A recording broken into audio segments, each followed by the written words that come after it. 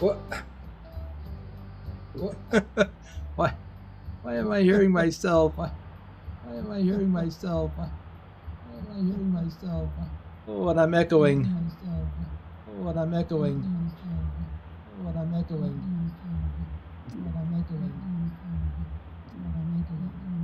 Oh, that's really bad. Oh, that's really bad. Oh, that's really bad. Oh, that's really bad. Yeah, that is. Yeah, that is.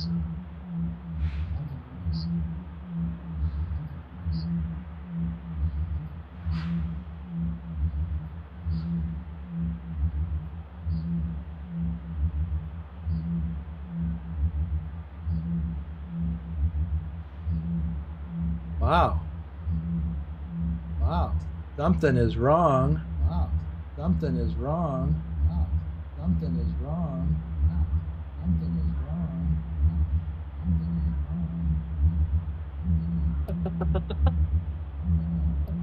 Rashid, lurch on repeat. Rashid, lurch on repeat.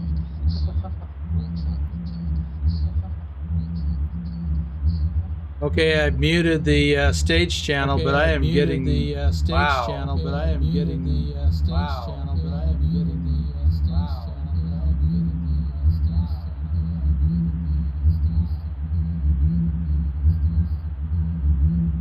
I do not understand what's going on. Not understand what's going on. Not understand what's going on. Not understand what's going on.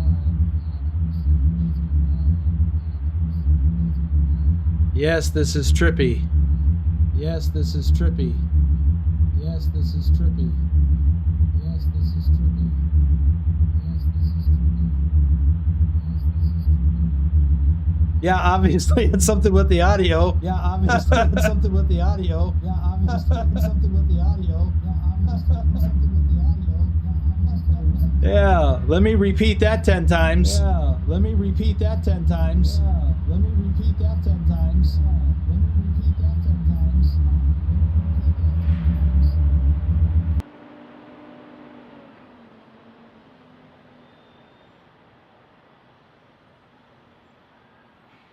Wow. I can still hear myself though. Oh.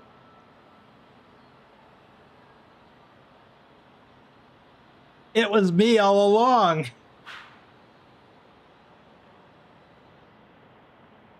How we doing now?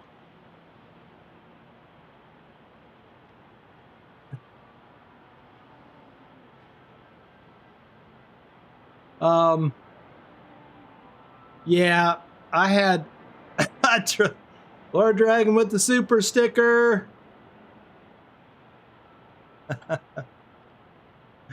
Okay, here's the problem. Here's the problem. I had my monitor unmuted. My dashboard within YouTube. That was the problem. Which means it was me all along.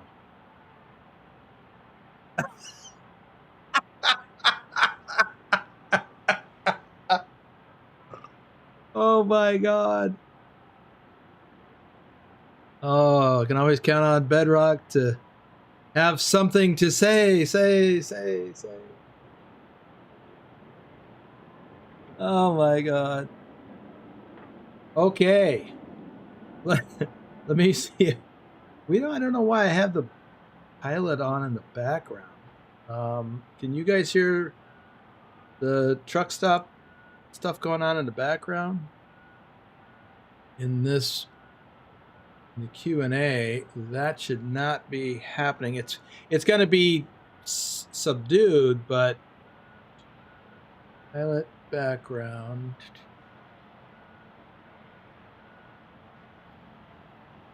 Yeah, I can hear it in the background. Okay,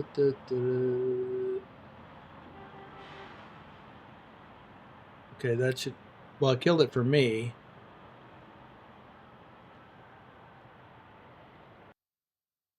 That should have killed it for you. Wow, I should have tested all this beforehand. Okay, now let's see. Yep, I can hear myself. Okay.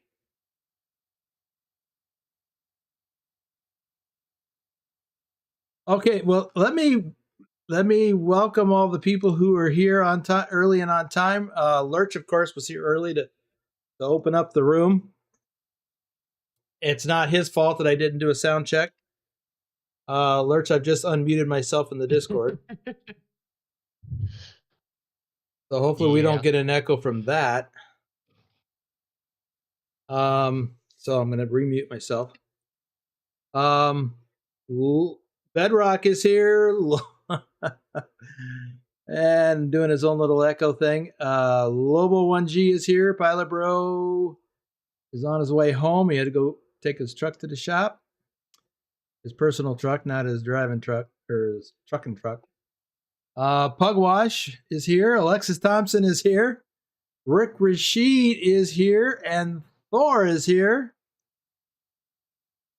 Vigner is here. Yeah, it wasn't Discord audio, Pilot. It was my Creator Studio and YouTube audio that I was picking up. Don't normally leave that on. Let's see. We are in a loop. Yes, we were in a loop. It was a bad loop. The time warp.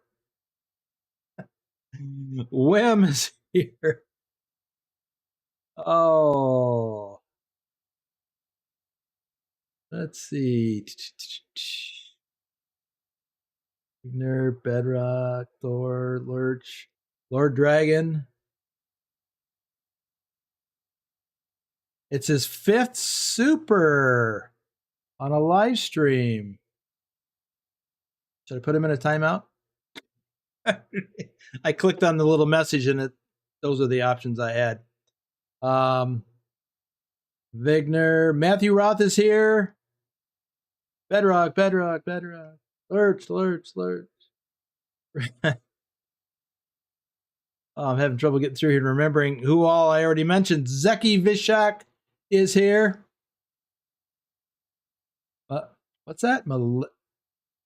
Can't quite make that out. You were sick with something? I'm guessing malaria. Ooh, I just got a buy me a coffee notification on my phone. So Wim has bought me coffee. Why do I not see it on the monitor? I suspect I know why.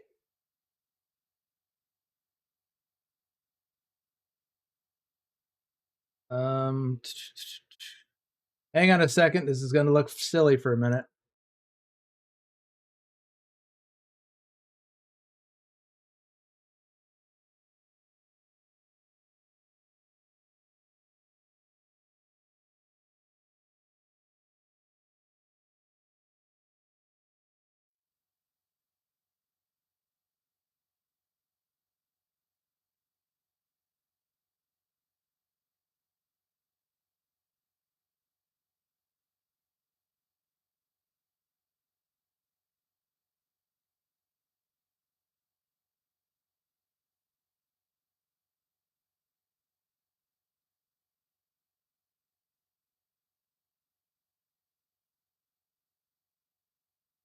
Yeah, I forgot to set up some things. Hold on. The problem is I haven't done one of these Q&As in a long time, and I've made some changes. And so not everything is as it should be.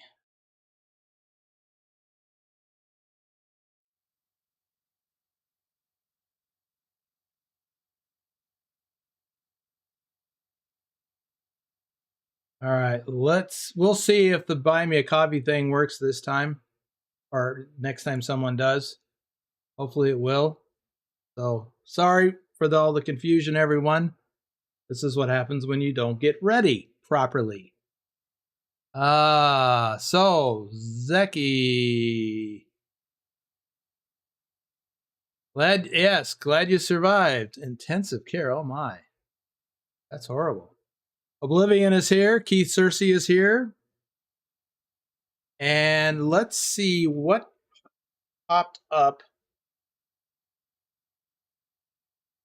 Really? Is that what we got to do?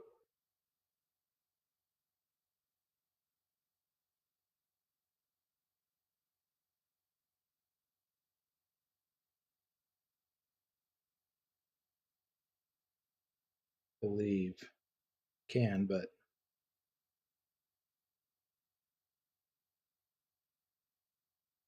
Wim. Okay, I can see it now. Bought 5 coffees. Thank you, Wim.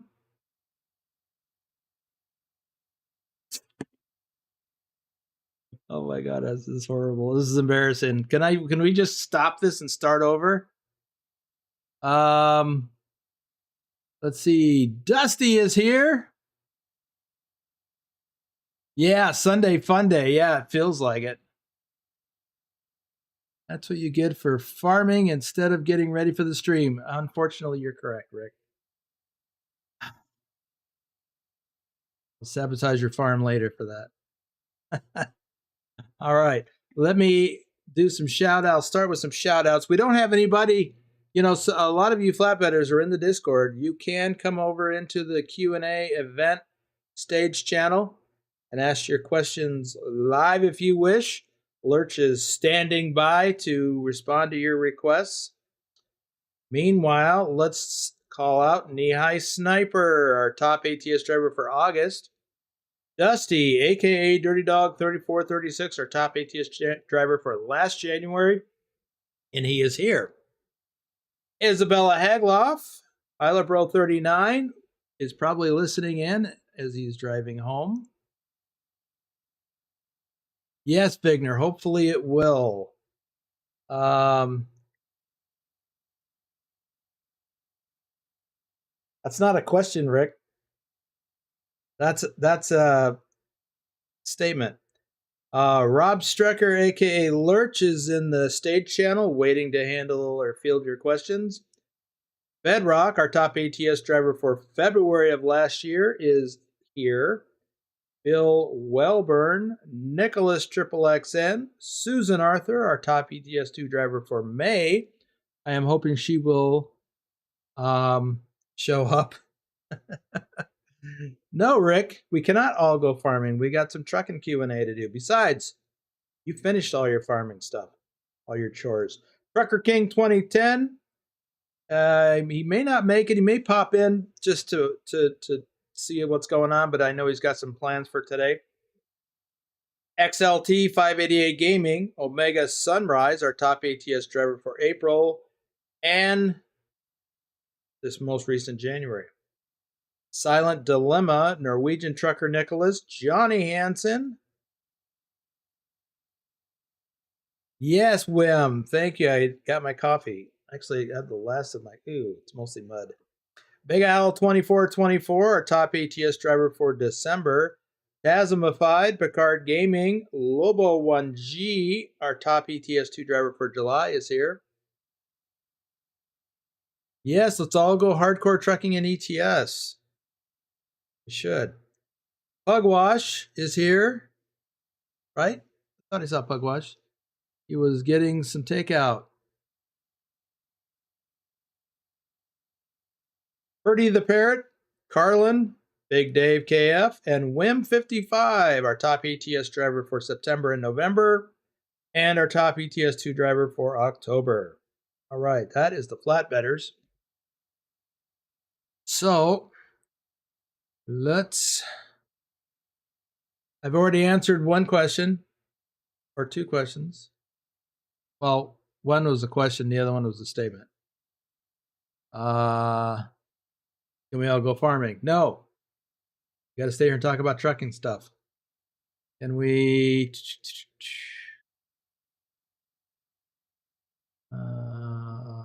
see. Yeah, we could use some more people driving hardcore mode in Euro Truck Simulator. We are a bit behind. Well, last time I looked, we were in 2nd place, but 3rd place guys are really close to catching us. I did a little bit of driving yesterday, but it seemed like it didn't make a difference. But that was just me. We get more people doing it. Oh, we are in third place, and they got more than 2,000 points on us. We need some Euro truck peeps driving hardcore.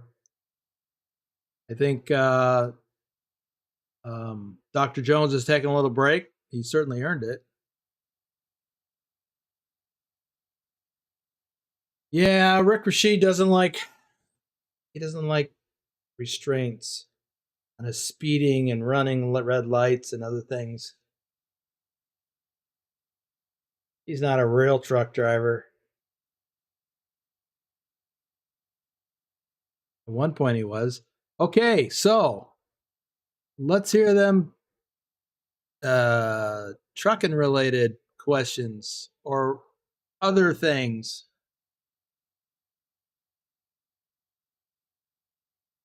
There you go, pilot.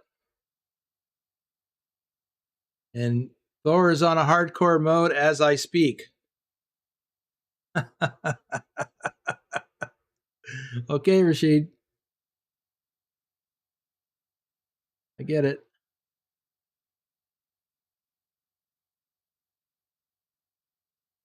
So,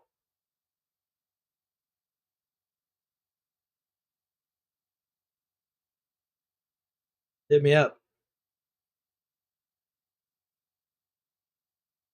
Wait, I need a little sound effect thing for crickets.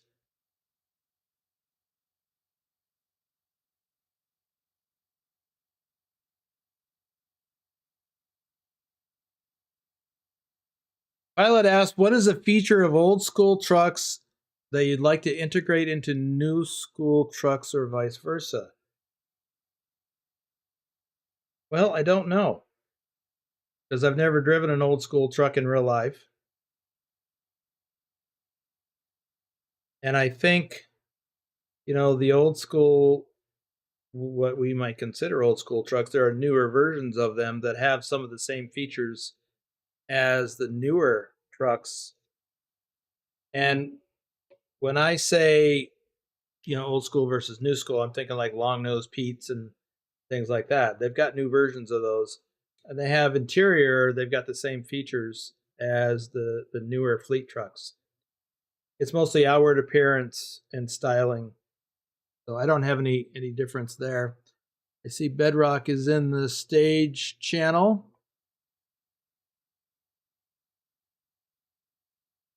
Rick Rashid says, why did I get doubles while everyone else was using singles? I have no idea what you're referring to. Dusty says he'd like to see no def on the new ones. Well, that's not going to happen, Dusty, because of the fuel emissions regulations. If anything, there are, if your truck is older than a certain age, and I think it's, I don't even remember now. I wanted to say 2007, but I don't remember. You're exempt from that, but anything newer, and it's required.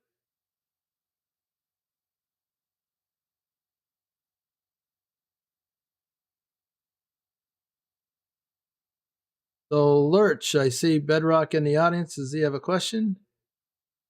I do not see any option to bring him up on stage. Okay.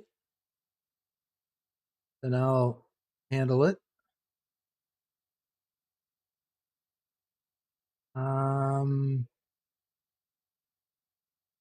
Bedrock, I just sent you an invite to the stage.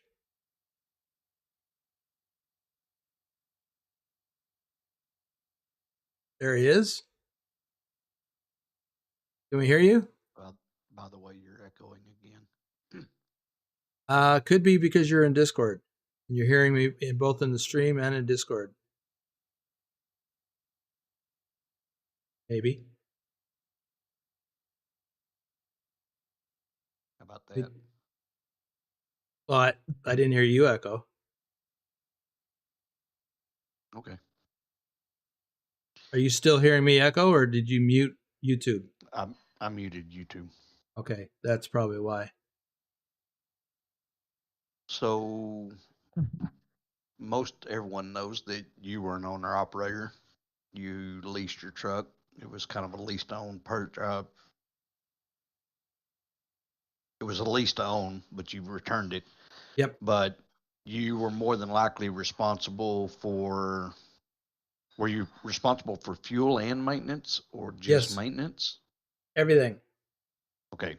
So as an owner operator, those that may want to be looking into one day becoming an owner operator, how much a month did you have to make driving the truck to pay for your lease, your fuel, your maintenance, all the upkeep to break even? Wow. Been a while since I've had to think about that, but I can tell you that my weekly lease payment, I did pay weekly, was somewhere in the neighborhood of $900 just for that. It also included the insurance. Trying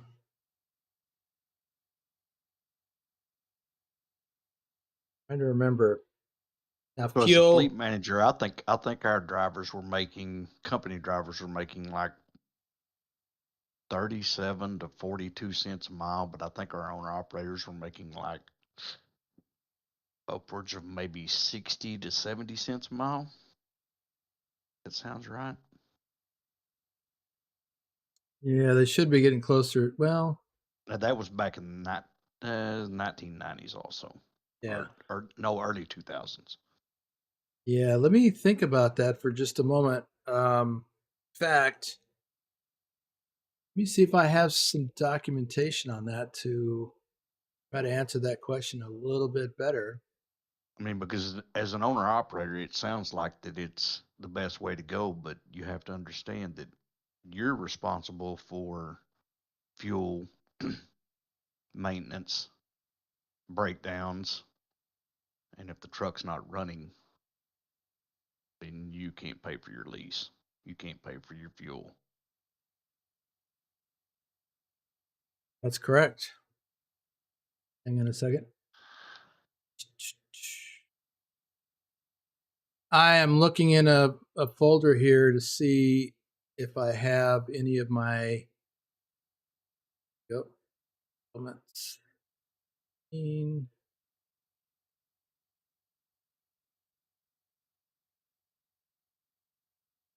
I might be able to share.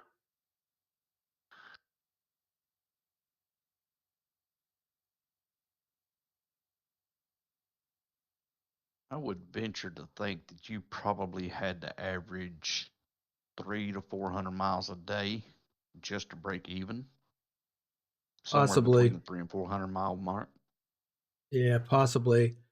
I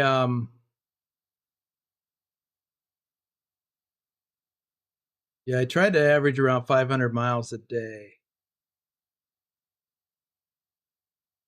Yeah, but your break even point was probably somewhere between 300 and 400 miles. Yep, Somewhere in there. Probably. Okay, I'm going to share the my monitor.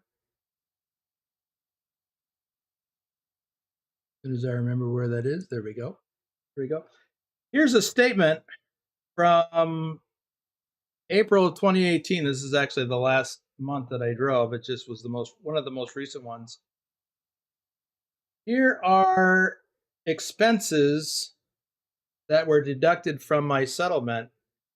This is some insurance here, $3.95, $3.95. Some other insurance, personal property insurance, the base plates. This is for the license and registration of the truck, $33 a month. My truck payment, basically $970. This is per week. These are weekly numbers. $969. Fuel looks like I've got. This is just one fuel stop, $466. Here's another one. It looks like a couple of days. So for 1 week, my deductions were almost $2,300. And then I had whatever revenue I had, which is somewhere else in here. Yeah, my revenue was $3,500 for that week. This must have been a short week, I'm guessing.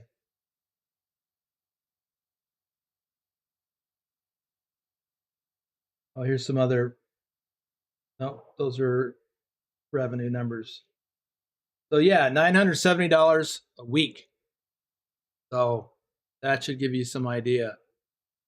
Let me pull up another one. I'll go back the previous about 1 month because it might have more information in it. This one that I just pulled up was dated the day of the most recent video that I posted. But really, I should have done the next one. That run that I did from Denver to Grantsville, Utah. So let me see. Here's Loveland, Colorado. Oh, there it is. To Grantsville, Utah. So that run that you saw a video of, the most recent video showed the second day of that run from Laramie, Wyoming to Grantsville, Utah. The revenue on that was $717. That includes any fuel surcharges. So let me go down through the entire week. There were other loads on here. So that week I generated $2,255 in revenue. Then I had fuel stops. That's what these numbers are here. This is both diesel and DEF. I had to pay a $1 fee for the, just like when you use your debit card, I think. Scrolling down, let me look. Okay, so same charges again. I got $970 for the lease on the truck. Fuel. So total deductions were $2,200. My net bad week, $55. Not a good week. And that's before you eat chicken, Charlie's chicken, or anything. That's right. That's before I buy chicken. So that $55, if you smoke or you eat or you want coffee, that's what you got to play with, $55. Yeah. So that was a bad week. Right. No chicken. Yeah, should have had chicken that week.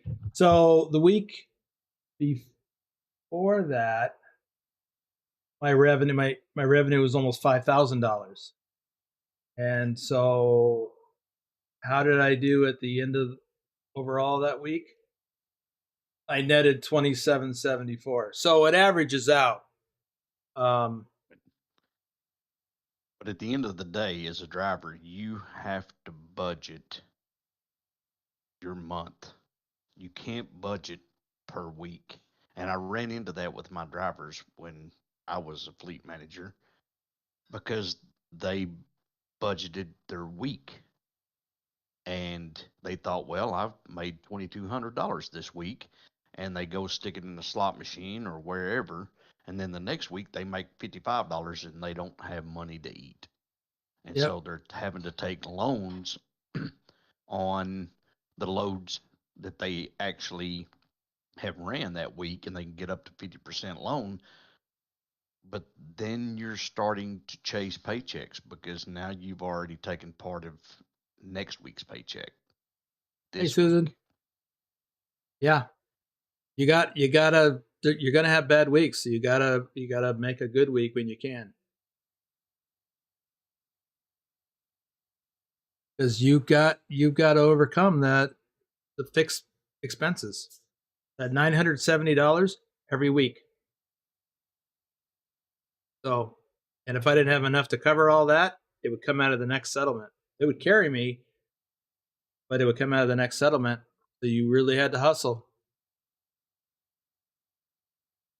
Adam Buser is here. Welcome. Yeah, no sick days for Boomer. Yeah, those were tough. I had them. Sometimes, a lot of times I drove sick. And I've got videos that show that. I've got one that's even titled, "I'm still sick, but I'm driving anyway." Yeah, there's rarely ever you rarely ever have to call in or can call in. So Stop says, how much did the lease OP have more CPM compared to company driver? Well, it's handled differently. Company drivers. Bedrock, was that it? Yes, sir. All right, thanks. I'm going to send you back down to the dungeon.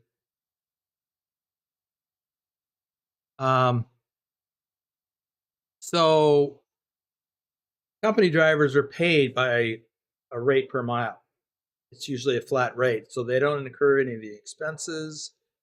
It's strictly a mileage rate, and it's based on the miles that are assigned to that load. And so you can't take a longer route to get more miles. You don't get paid more.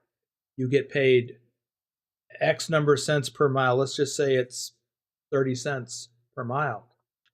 And the stated distance is 1,000 miles. That's $300 you're getting paid to drive 1,000 miles. That's basically 2 days of driving. And the companies, the brokers, and everyone they use, or most people do, they use for the mileage thing, they use household goods miles, which is an industry standard. So, and it doesn't take into account detours or anything else. It's the shortest route between point A and point B. And actually it's from like zip code to zip code is kind of what it is. So, or city center to city center. Owner operators, they choose the load, and they make the decision to take the load or not based on what it pays. And it's not cents per mile. It's usually a flat rate. You can calculate it out to distance or rate per mile. In some places they put it on the load board that way, but it's a fixed amount. If the load is going to pay you $2,000 to go from here to there, there's no changing that. That's how much it is. If you take a longer route, it's on you. So, yeah. Adam, what does the paperwork look like for a load? Any load from one city to another city? You know, I wish that I had that. What you're referring to is bills of lading. And I don't have any electronic versions of that. I have a notepad and a pen. I'm actually going to take notes.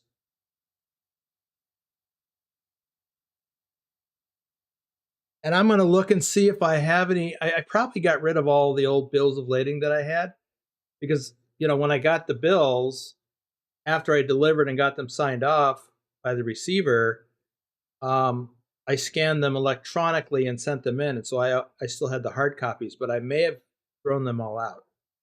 But I'll look and see.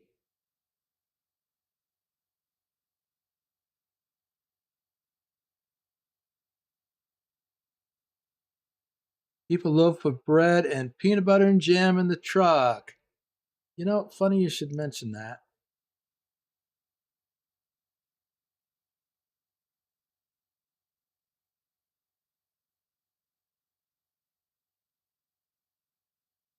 I need a switch to turn that on.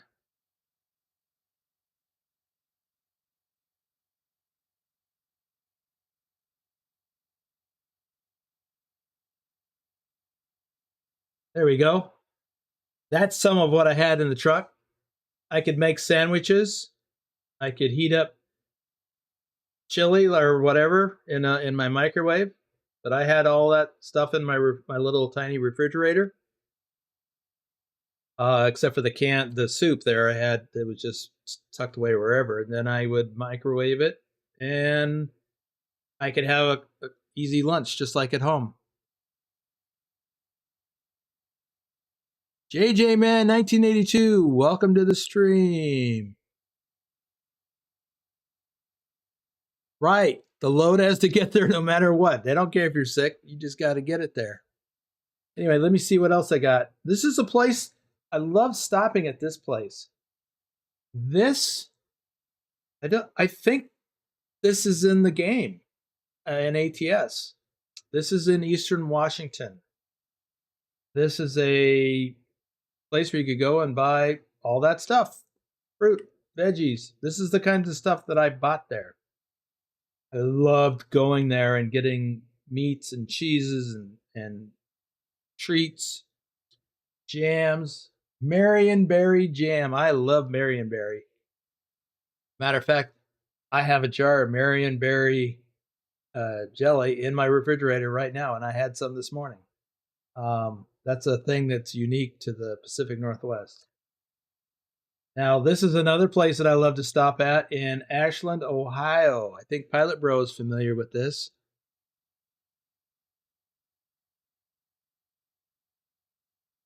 Loves coming to this place. They had all kinds of good stuff. It was a little spendy, but man, I love going there and getting it. The Cheese Barn, that's right. Grandpa's Cheese Barn. Right on the interstate, or right off the interstate. The more people I meet, the more I like my cat. Or in Bedrock's case, no home is complete without the pitter-patter of dog feet. Hey, Douglas. Willie. My bad. Oh, cheeses. Oh, I love this stuff. Oh, my goodness. So you can get little samples here. See that little corn cob sticker? You can actually have yourself a little bite there to sample it. Oh, my God. Yes, I love cheese, Adam. And meat sticks, all kinds of meat sticks. Yes.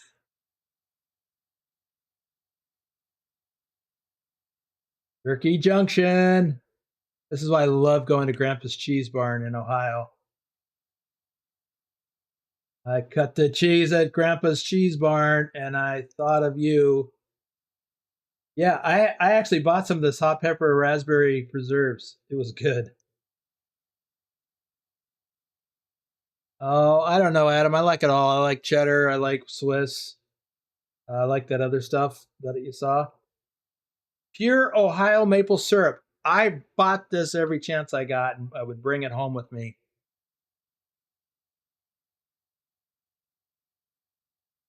Pilot, Yeah, not that fresh goes from the tap. What's that? I was going to say that goes with Pilot's question.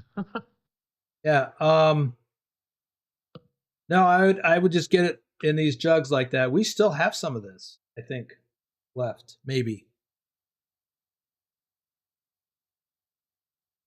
All kinds of good stuff. You have to be kidding me. So they have a sense of humor there. Ah. Welsh cheddar. Where's Pugwash? We got some Welsh cheddar here. I have no idea, Adam. I'm not a maple syrup connoisseur, but I got some maple syrup when I was in Vermont, and I got some in Maine also when I was out on the road. There is stuff that I bought on this particular visit. Pugwatch is on his way. All right. So I love this horseradish bacon cheese spread. It was awesome. And this Bruno's, I mean, oh, it's to die for. Swiss honey barbecue pork sticks. This was a little cheese cutter. I'll have that somewhere. Sweet cream Irish cheddar. Oh my goodness. Aha! Thor says it looks Danish and translates to brown cheese. I will take your word for it.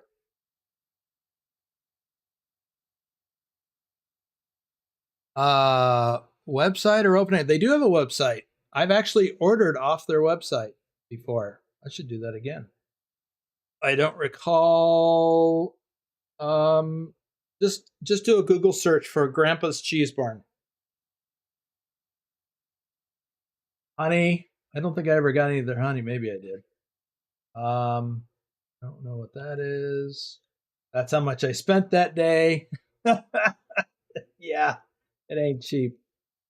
Okay, now this is from a truck stop here. So the Pilot Flying J's, they had soups and chilies and stuff and coffee. They had the best coffee. Coffee.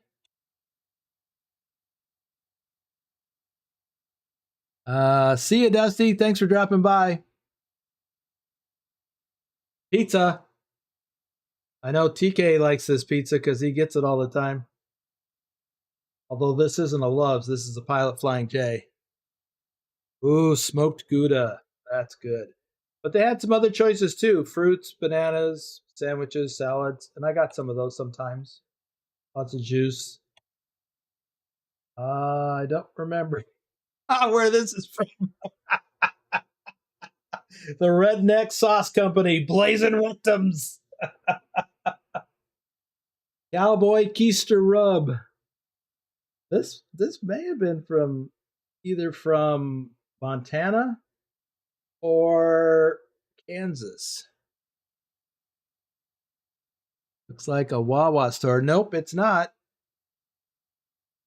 It's a Pilot Flying J truck stop.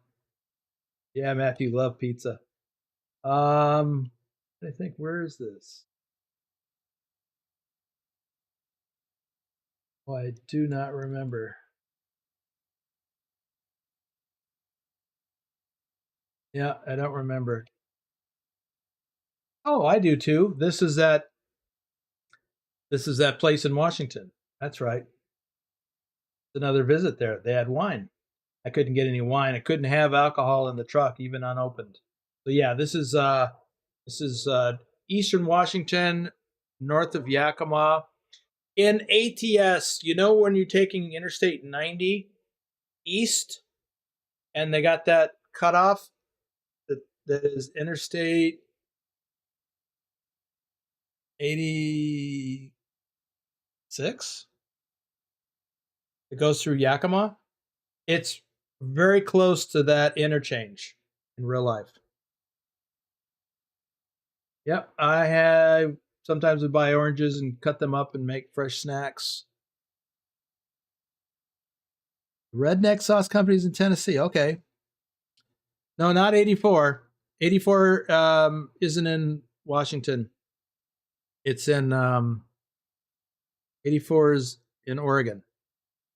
And this other interstate, which I think is Interstate 86, runs into it. I'm going to go look right now on Google Maps. I'll tell you.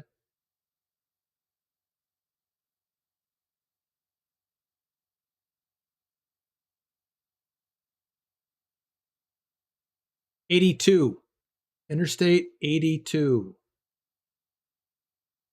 Here, I'll just throw this up here real quick. Interstate 82 goes this way to Yakima. This place I'm talking about is in Thorpe.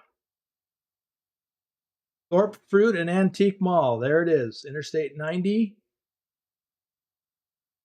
And there's the interchange to go to Yakima on Interstate 82. So I think this exit is actually in the game. Pretty sure it is. Thorpe Fruit and Antique Mall.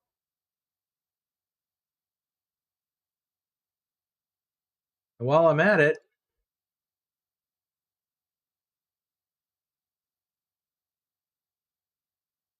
Grandpa's Cheese Barn, Ashland, Ohio. There you go, Adam. Grandpa's Cheese Barn. And there's the link to their website. All you got to do is search for Grandpa's Cheese Barn. Okay, back to this. Let's see what we got here. Oh, that's the end.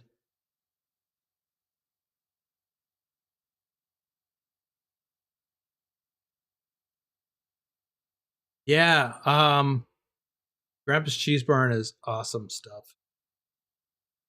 Okay, that was a tangent. Where are we? Matthew Walter is here. Carlin is here. Welcome, guys. When they rework Washington State, I hope they will add Prosser. Yeah. I'm trying to remember where the heck that is. Prosser, Washington.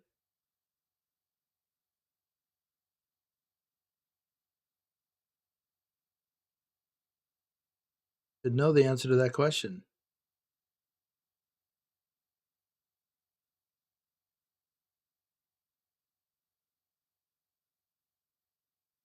Oh. Wait. Oh, Prosser. Yes, I've got loads there.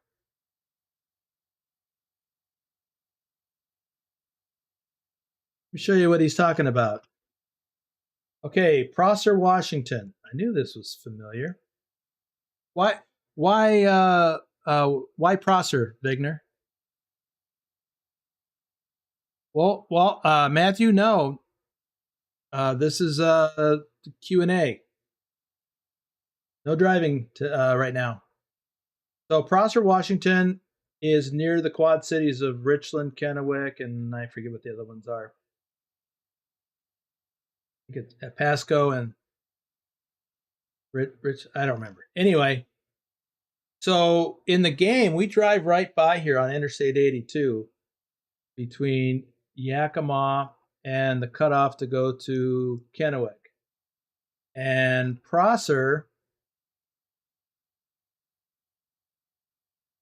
which Vigner has mentioned, is a place that I have gone to this winery right here. And I have picked up loads of wine. I have literally gone in and where's the stock that I went? It's been a long time.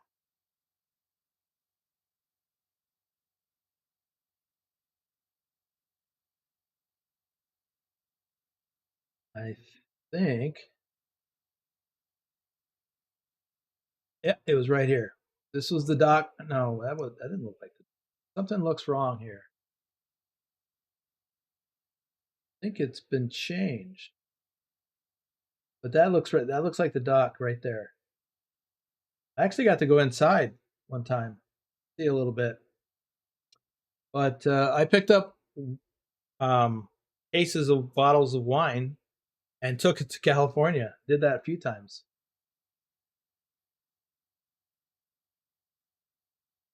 There are wineries there in real life that I would love to haul load from an ATS. Yeah, that would be cool, Vigner. Like I said, I hauled loads of wine in real life from Prosser, Washington to California. And you wouldn't think that California would be importing wine from other places, but they do, because they don't have all the wine.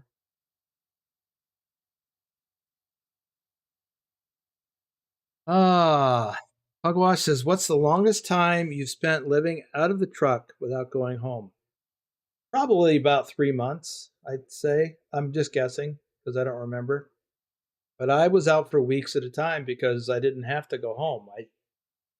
Everything that I needed was in the truck. I had Kitty with me, and I only would have to go home periodically to, if there was some mail or something I needed to get.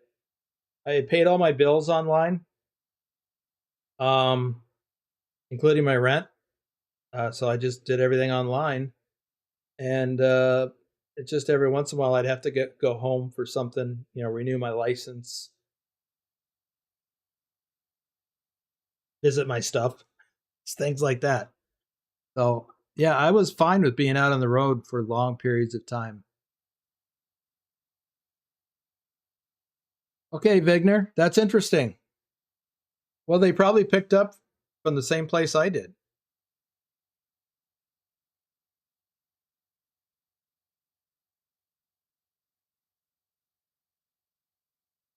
Okay.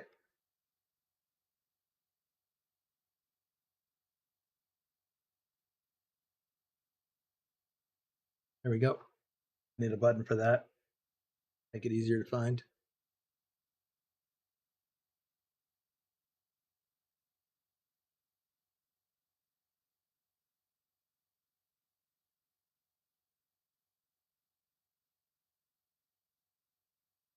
Is that a common thing with long haul drivers? Some. Younger guys, not so much, I would think. If they've got families at home, then they probably need to be home fairly regularly so their family doesn't forget what they look like. But older guys like me who don't have, or someone who doesn't have family at home, it's not really an issue. And other older guys, or any guys, even middle age or older, whose wife travels with them, and so they live out on the road. Now they have a home, but they live out on the road. I loved the lifestyle. I really did.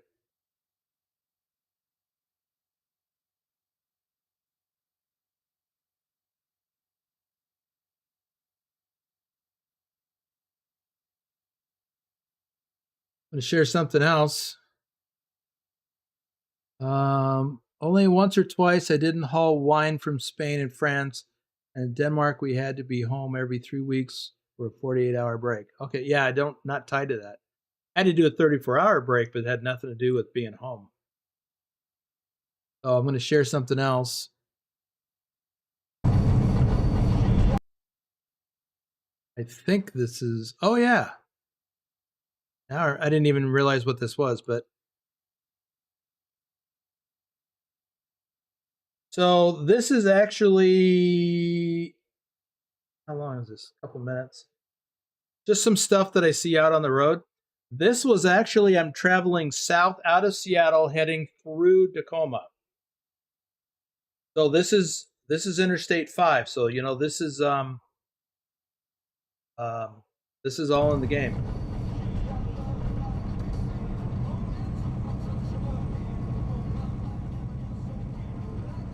And there was a fair amount of times that I would see military transports. I know some places in Europe, they occasionally see these convoys. And again, I had just left Seattle shortly before this, and I'm traveling south.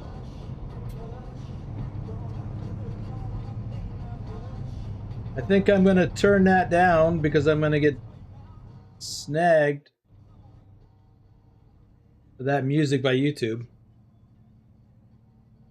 When all I really want to do is share. So now I'm stuck behind one of them armored vehicles and I want to get around it. I had to find a gap. Now these guys are headed from Yakima because there's a training area over there, and they're headed back to Fort Lewis, which is now Joint Base Lewis McChord.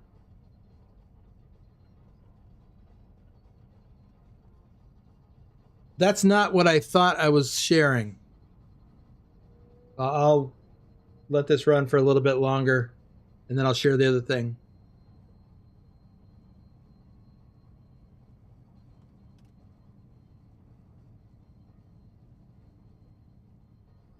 Wim says, I come across way stations and port of entries in ATS. What is the difference between them? Ports of entry are the first way station that you will encounter once you enter a state. They're essentially the same thing, but you're liable to get pulled into a port of entry more often than not. Now this is not video, and it's a little hard to see in this view. Don't think I have video of this. So these are antique military vehicles. There's probably reenactors. Look at that. It's an old M3 armored car. World War II vintage.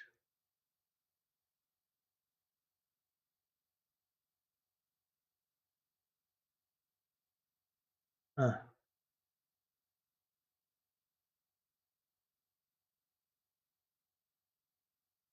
Oh, that's it. So,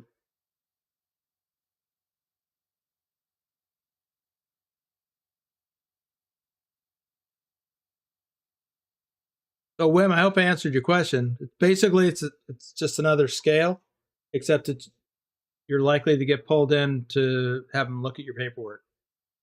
Make sure you got all. They're checking for to make sure you've got your IFTA sticker, or whatever you need for their state. So I've been pulled in. I got nailed one time for not having something for Arizona.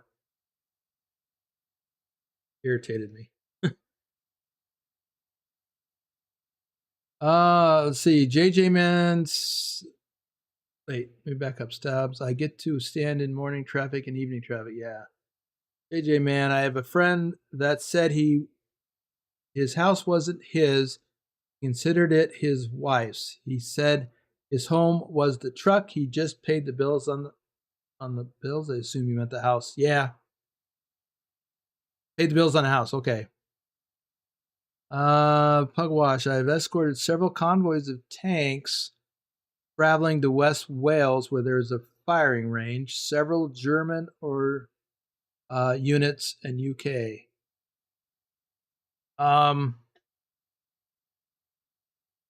Yeah, these guys, they've got their own escorts. I mean, there's nothing special about the escorts that they need.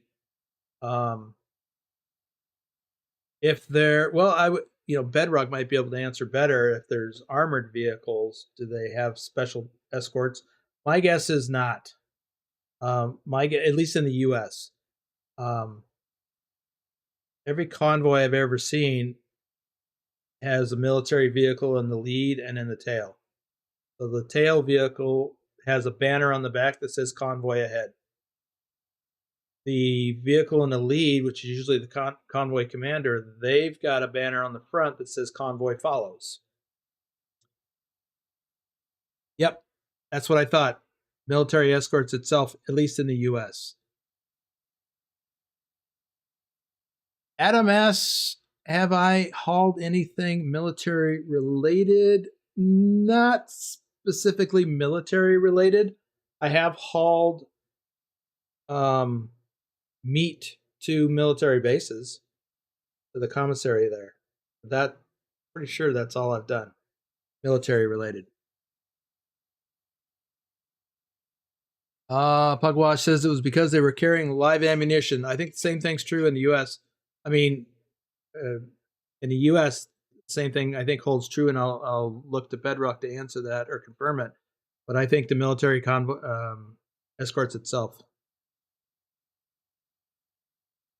But I recognize that the laws were probably different in the UK and even in Germany or the continental Europe. Willie, did you serve in the military? I was in the Navy. Yes, Willie, I was in the Army. In fact, I was stationed in Germany for a couple of years. Yep, that's what I thought. Bedrock says we escort ourselves no matter what we haul. Who better than to defend that ammunition than the military itself? I have not hauled any TNT or any other hazmat in bulk. What I mean by that is I probably had some small quantities of like paint or similar chemicals within a load of other things. And I would have had paperwork to reflect that. But unless it's enough of a quantity, it's not considered a hazmat load. Where at, JJ? I was in Frankfurt, which is why we're based in Frankfurt in Eurotruck.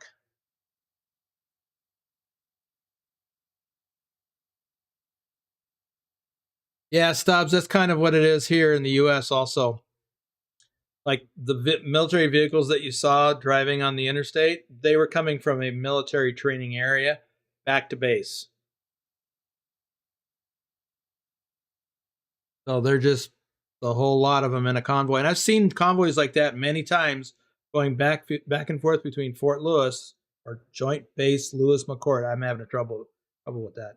But anyway, from there, which is near Tacoma, over to the training Yakima firing range. Back and forth. I've been behind or in the midst of a convoy, and I'm traveling behind a truck towing an artillery piece, which is pointed right at my head. It's a little disconcerting, but I understood that it wasn't loaded, of course.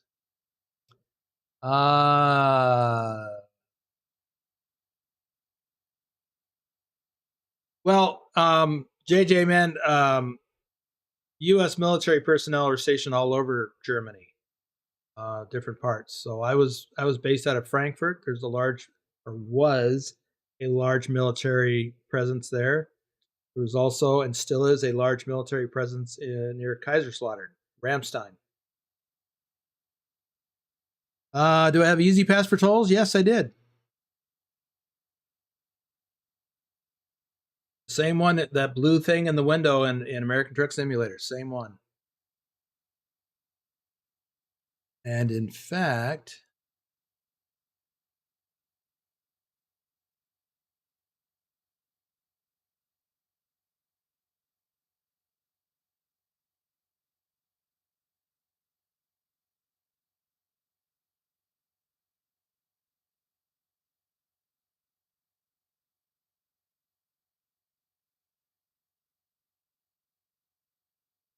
that was what I had in my window. Easy Pass / Pre-Pass. So it worked on Easy Pass tolls. It's also the device that worked at most of the way stations. So if you get pulled in, you get one of these signals here with a certain beep tone, and if you got a bypass, you got that.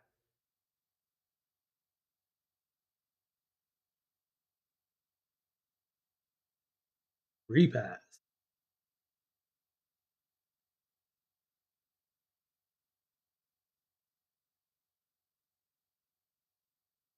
Andrew Black is here.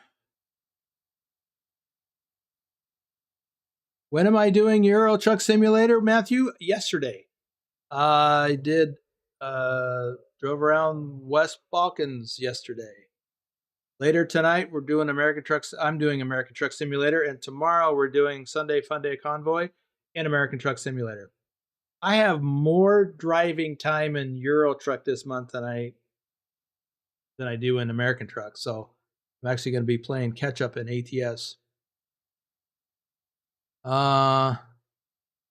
Stobbs, yes, it does beep equally annoying as it does in the in game. It is the same annoying sound. That's one of the things that they captured very well, is that Easy Pass or Pre-Pass beep. Either when you get the bypass, you get that beep beep or whatever it is, as opposed to you got to come in, and it's a different beep. It's identical to that. Thor says, when Denmark military do training outside Denmark, they get transported on the train. When U.S. military units in other parts of the country do training at the National Training Center in Southern California, many times they get loaded up on trains, on rail, and they get transported that way. It's too far to drive effectively. So when units in Texas and North Carolina and even Washington, when it's their turn to travel to the National Training Center in Southern California, they go by rail. What does yellow mean on the pass? I have no idea. I don't know. I don't think I ever saw it light up.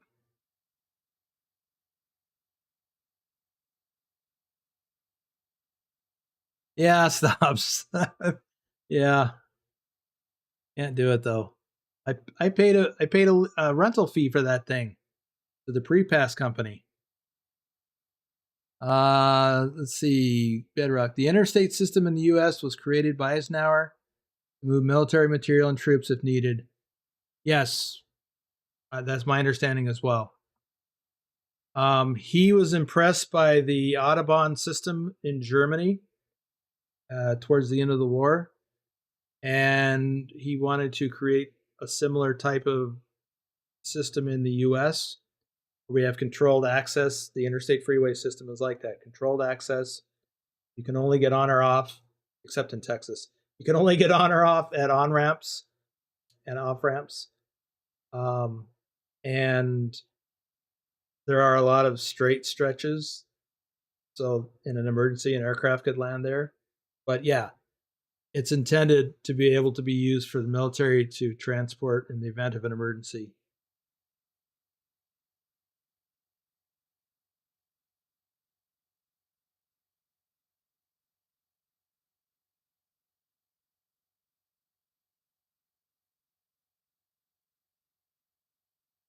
I'm going to share some photos here, just random stuff. And you may or may not recognize this particular truck stop. I will tell you that it is Klamath Falls, Oregon. This truck stop is modeled in the game. And I was just taking pictures of the scale for something. But now this is not at Klamath Falls. This is in Las Vegas. This is the TA in Las Vegas. But I took a picture of this because it had an on-site DOT clinic. So if you're out on the road, you can come here. I think that's where that is. You could come here and get your DOT physical done. They also have a chiropractor. Yep, 702 area code. That's Las Vegas. Anyway, I think that's where this is too. Yep, it is actually. It's not the same truck stop. This is in another part of Las Vegas. But they have these fitness rooms that you can go in there and use if you wanted to. I never did. I'm not into that. I'm not into that fitness thing. This was what I was into right there. That's my coffee mug getting freshly made coffee. The beans were up in these things. And you would choose what kind of coffee you wanted. And I probably got the organic Sumatra. Certainly didn't get decaf. But you would choose what kind of the three. There were 3 different ones over here. And you would say what kind of mug you had. And it would grind up the appropriate amount of beans. Put them into a little thing. I don't know what it is. I can't see it. And then it would dump hot water, scalding water on those beans, and it would make you fresh, delicious coffee. That was my coffee mug.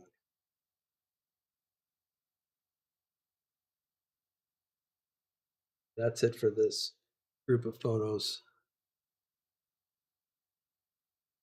Like we got some more stuff. Adam, in Seattle, have you took your truck on a ferry before? No. Never been on a ferry with my truck. I've been on the ferries in Seattle area because I grew up there. As a kid, I was on those ferries a lot, but I never went on them in a truck. I know in the New York City ferry, only used for commuters and visitors to the city, no vehicles allowed, including trucks. Yeah, in Puget Sound, all of the ferries are for vehicles. And, you know, pedestrians could get on them too. But they're all car ferries. So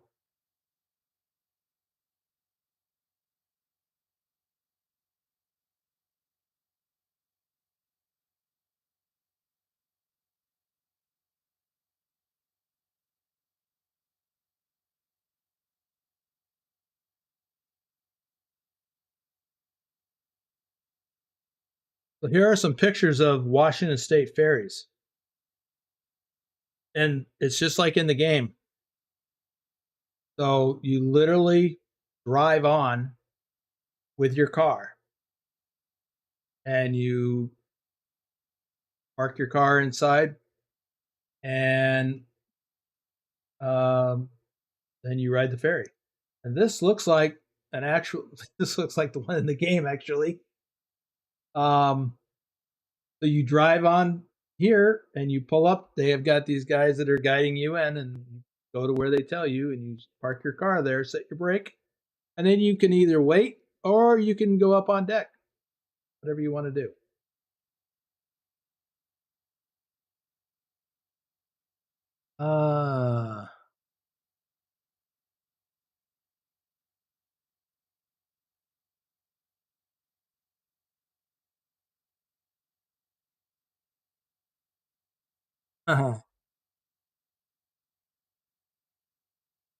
Yes, Stubbs, roll on, roll off.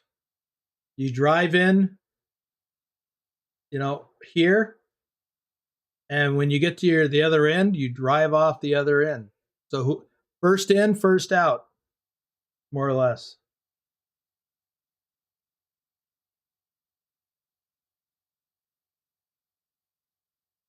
But like I said, as a kid, a teenager, while growing up in the area, I rode the ferries a lot to get across Puget Sound.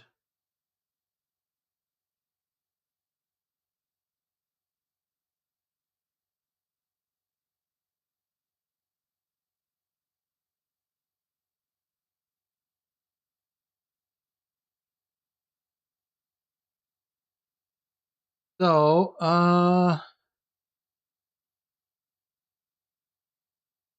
Adam, do trucks take the long way to get to the other side of the sound? Oh, I'm sure they probably drive the ferry or ride the ferry. I just never did. I just never had any reason to. I didn't even know it was an option.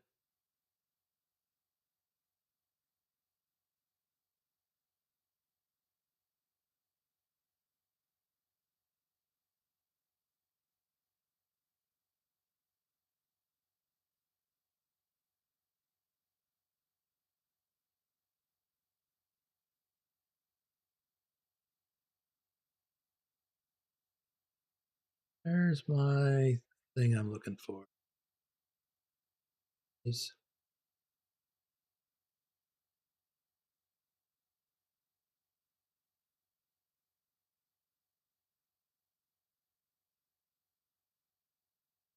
earlier I was talking about, not this, but I'm going to show you next.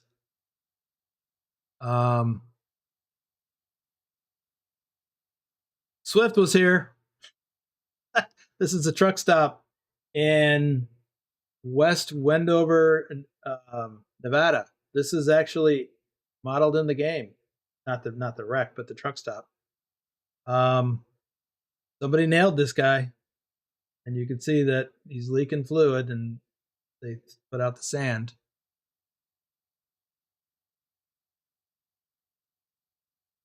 There's another view of it. Yep. Yeah, this truck stop. This is the truck stop in West Wendover, Nevada. So right after you cross on Interstate 80, right after you cross from Utah into Nevada, this is the truck stop. This is near St. Louis. This is what happens, what can happen. This black mess here was a car. And that car cut in front of the truck because they were going to miss their exit. I have no idea if the people in this car lived or not. But they made the mistake of cutting in front of that truck. And that's what can happen. And I was stuck in traffic going the other way. I don't know why. Probably because of the emergency vehicles on our side. So, not good. Don't cut in front of a truck. Now, there's a Swifty. This was in Georgia. This is a local guy driving a day cab. And he didn't swing wide. It's a friggin' trailer.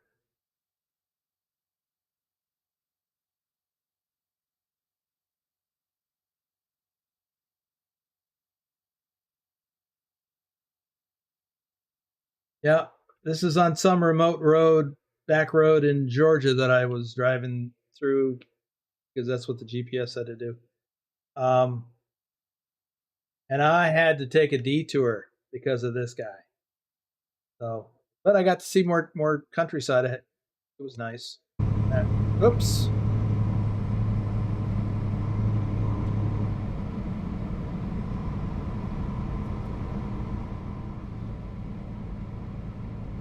don't know what this is about. Let me speed up. Oh yeah. What you can't see is the truck in the trees. This truck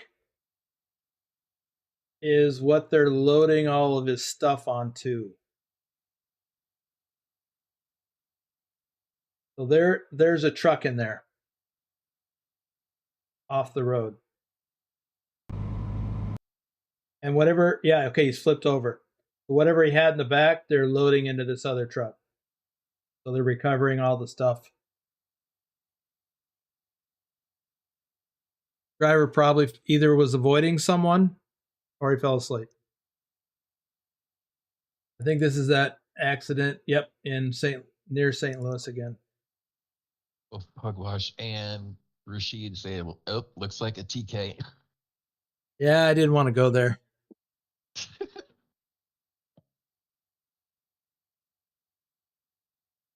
Have I seen heavy wreckers on the road before? Yes, I have. This is not over-the-road trucking related, just an accident. This is in Las Vegas. I was actually just passing through. I wasn't here to go home. I was just passing through. Anyway, that's a car. That's a cement mixer truck. They got tangled up, and I don't know what the circumstances were, but the car got pushed up onto the Jersey barrier like that.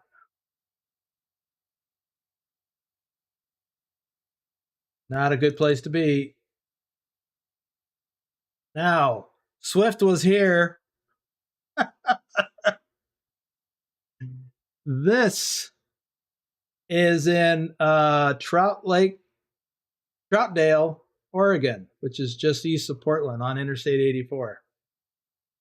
I think this truck stop is modeled in, yes, it is modeled in the game, I'm pretty sure. I know that you get off on this exit to go to a truck stop. But anyway, this is the TA in Troutdale. Swift was here. You're not supposed to hit objects that are just sitting there. Somebody did. Adam, I'll try to show an example. Because I think I've got one or two. JJ Man says people that cut in front of trucks amaze me. It baffles me how ignorant they can be. They are playing Russian roulette with their lives. Yes, absolutely. Trucks cannot stop in a timely manner. You cut in front of that truck, he cannot stop. And there's a good chance you're going to die. What? Sadly, like Vigner says after that, and if the folks in the truck didn't live, the truck driver was probably charged with vehicular manslaughter. Possibly. It just depends on what, the police report showed. Local recreation of recreation of Pisa Tower or Pisa gas pump. That's good, Stobbs. The leaning tower of gas pump. Yes. All right, let's see what's up next. All right, this is at one of the Schneider yards. And so this truck burned. I assume it was out on the road somewhere and they brought it here. I don't know why. I don't think it happened here at the yard, but that was a truck. You can see the engine here. This is the cab. It's mostly melted, just like these tires are all messed up. No idea what happened here. Yeah, caught on fire. And there's a trailer. That's probably the trailer that was behind him. So that trailer got damaged, destroyed. Oop. Let's see. Oh, I think this is one of those.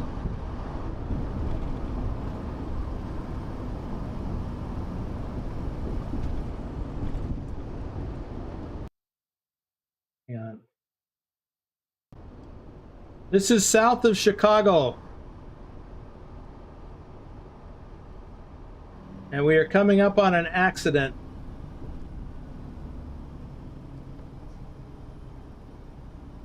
This is before I got my Kenworth. This is a Freightliner that I had.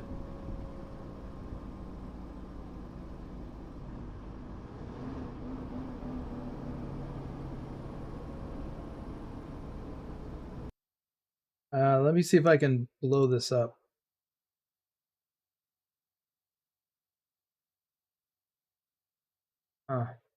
Guess not.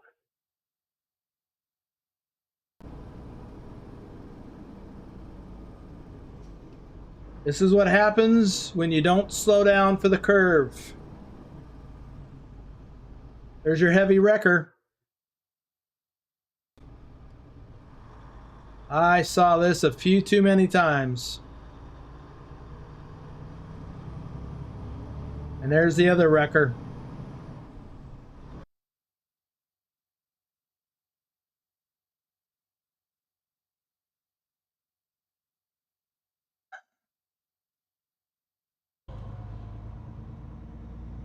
And then here's something else.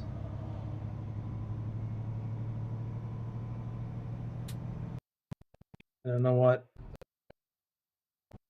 Vehicle, like a utility type of a vehicle. You know the kind of vehicle that goes out. Oh yeah. Replaces truck tires. This was in on the road? Tennessee, I think. Look, pickup, utility pickup deal. Looks like it caught fire on the side of the road. Yeah, it's got. All right, let me back up so you can hear, and I'll turn up the volume so we can hear my narration from then. So, holy cow! What the fuck is going on here? We got. Whoops. We got the right lane all blocked off with cops, and I see some stuff going on. And now I see, now that I'm getting around these trees, there are fire trucks up about 30, 40 yards away from the road up here in the woods. Must have been a vehicle fire. That's what it is. Must have been a vehicle fire. Because I can see. Yeah, there's a Stop says, well, want to be there when he like sends a it going utility over. type of a vehicle. I can't hear you. Kind of vehicle that goes out and replaces truck tires. Stop that wouldn't trucks want to break be down there on the when he road. sends it. Yeah, Go, I can't hear you. Okay, Just pickup, wait. Utility pickup. I see his Deal. comment. I get it. Looks like it caught fire on the side of the road. Yeah, it's got a welding rig on it and a crane, and oh my god, not much else. Oh yeah, they're spraying water all inside the engine. Yeah, so that was a service truck of some type that caught fire. It looks similar to the type of service truck that comes out to trucks. Yeah. Adam, I don't know. I don't know what the records hook up to.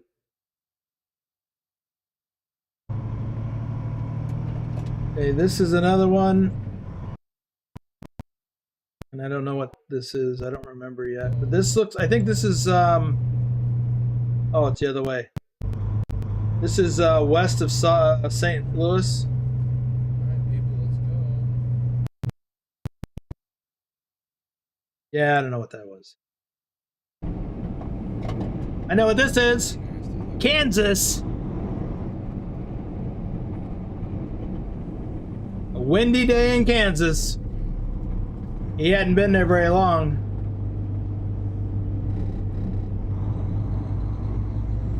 This road is modeled in the game.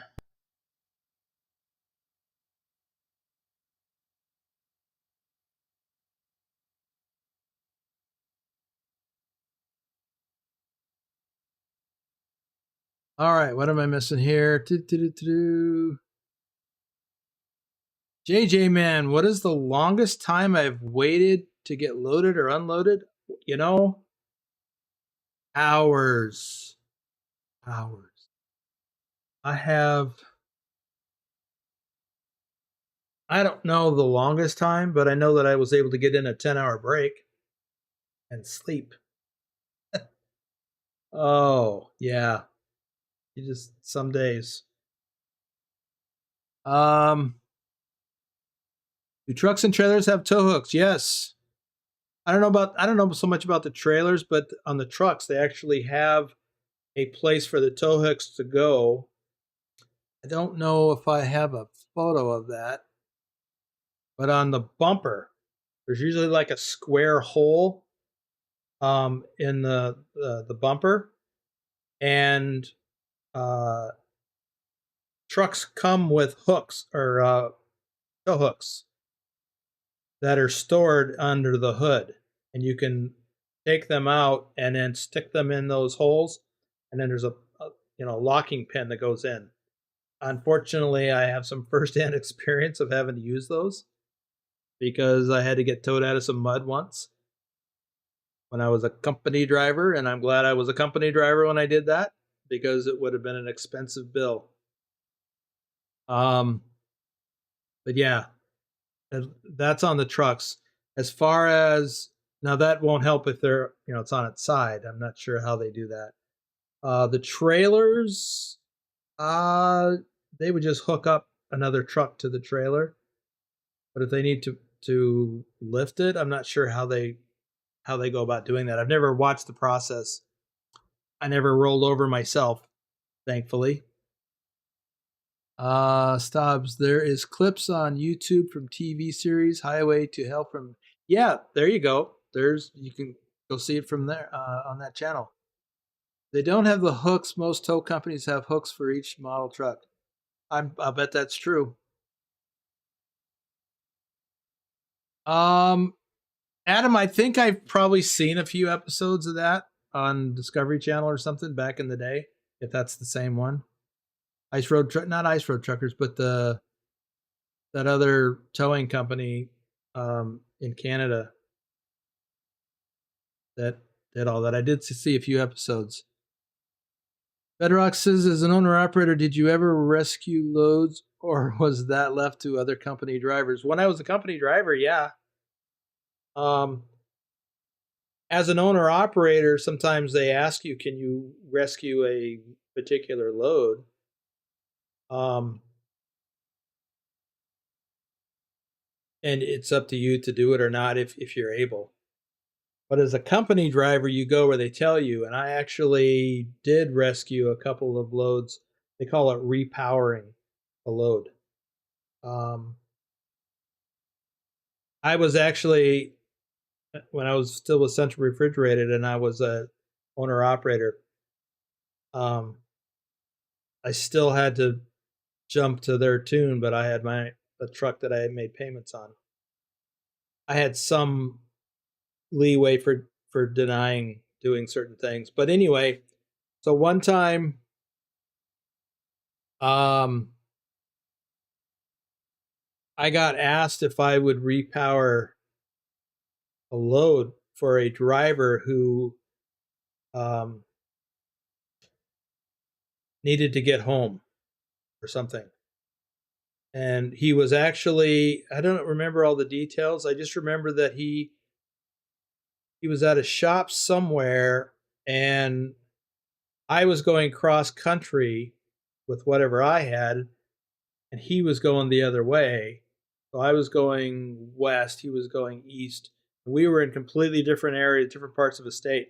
I had to reroute north, and then he had to reroute south so that we could meet up at some truck stop. That made sense. Well, we were going to swap loads. We're going to swap trailers.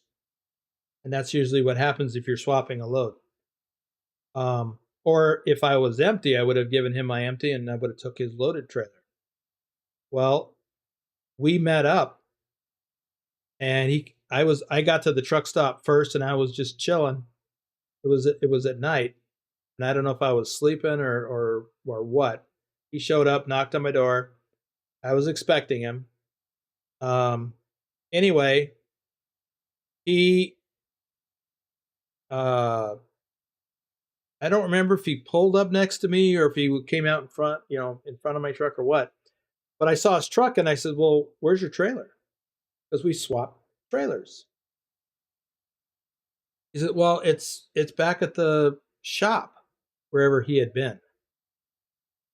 I'm like, well, I'm not giving you my trailer. I need yours. I'm not just going to give up my trailer and get nothing. So, he got a little irritated and indignant with me. And I said, no, you cannot have my trailer. I'm not even disconnecting from it. So I called into dispatch and told them what's up. I said, this guy that I was supposed to repower, he showed up with no trailer. And it was late. So it was, whoever was working night that night. And he goes, oh, you have got to be kidding me. Okay, yeah, forget the whole thing. we'll deal with him. And so I went back to sleep and was on my way. The next morning, I'm calling in to talk to my dispatcher, my driver manager, and told him what's what. And then I needed to make sure I got paid for the extra miles that they rerouted me to, which they did. But, and then I said, what's up with that guy? He told me something that, yeah, they told him he needed to bring his trailer and he didn't do it. And he covered, I don't know, 100 miles with no trailer. So, yeah, he was a noob or something. So that was just one story. So, yeah, I did occasionally repower loads.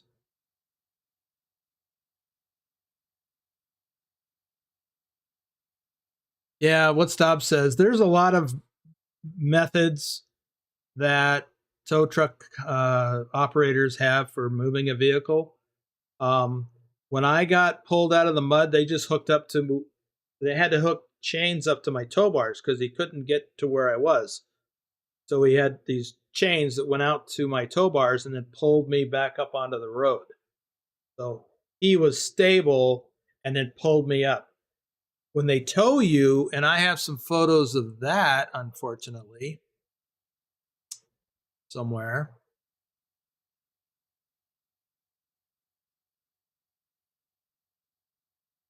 Not an accident.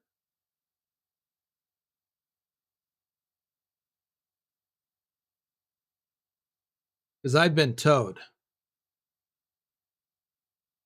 Oh, here's a photo showing not the tow hook, but where the tow hook goes.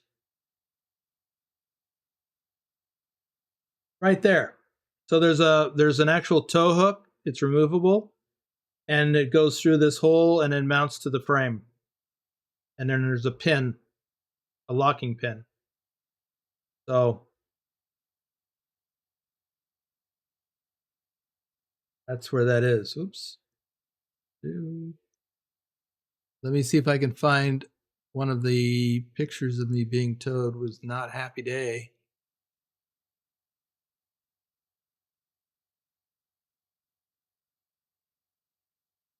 Oh, why don't I have it here handy?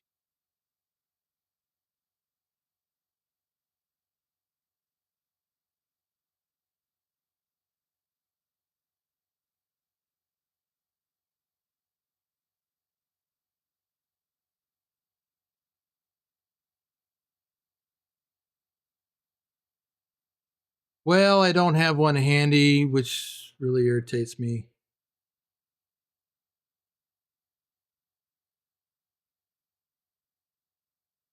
Because used to.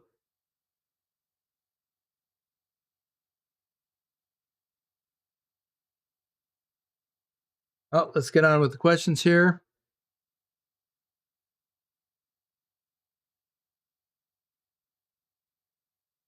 Bedrock asks, oh, let me back up a second. You see how records hook up? Yeah, no, I never had a chance to, Adam, I never really had a chance except when I got towed. Bedrock says, if for some reason you had to drop your trailer, did you have to provide your own kingpin lock, or did the company provide it? When I was a company driver, they provided, I think. But I had my own. Still have it somewhere. I don't have a photo of it. But anyway, yes, I had a kingpin lock. So anytime I dropped my trailer, like if I was at a repair shop, I had to drop my trailer in the yard. And this was at outside of a Schneider location. Like if I was at a truck stop, especially if I had a loaded trailer, I would put the kingpin lock on, and then I would take the truck into the shop, take care of whatever I had to do.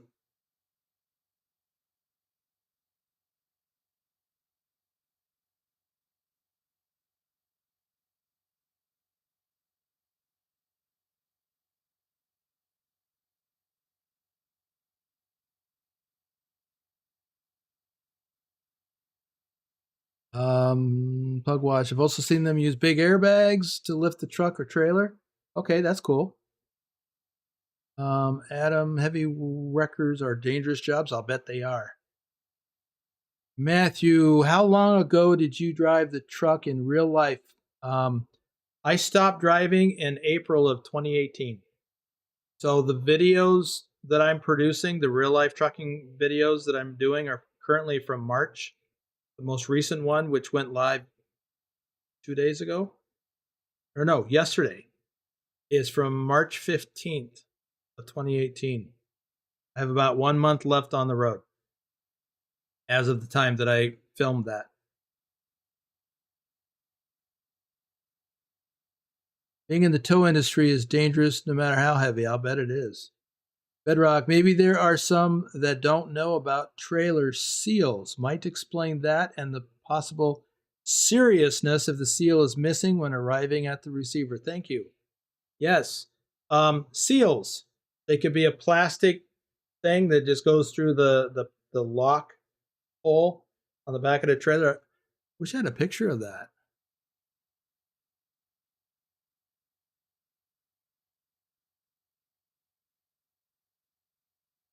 I don't think that I do.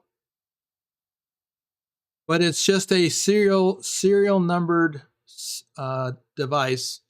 Sometimes they're metal or aluminum and flat, and sometimes they're a bolt like device, heavy duty, high security. Because especially with food products and sometimes other types of things, you have to have the trailer sealed. The shipper and or the receiver requires it, especially with food items. That allows them to ensure that the load was untouched throughout the transport process. So it's sealed at the shipper, and then it's not opened again until except by the receiver. They open it themselves. And your load can be refused. So you can drive across the country and get to your receiver, and if your seal doesn't match your paperwork, or if it's broken or missing, your load might be refused. Then you're screwed. Basically, you're not getting paid for that. Company driver might, but he might also get fired. So yeah, that's basically the gist of it. Yeah, some look like a zip tie and some are cables. Yes, some are cables. Some are bolts. Can you sell the food? Well, kinda. Good luck, though. Adam says, when looking at the wrecker, you see how many levels, wires, chains, and types of gear they use to tow a heavy trailer. Yeah, they have a lot of gear. So here's what happens when you have stuff either, like most of the time, you'll have some part of the load that gets refused. Like when you go to get unloaded and the packaging is damaged, and I think I have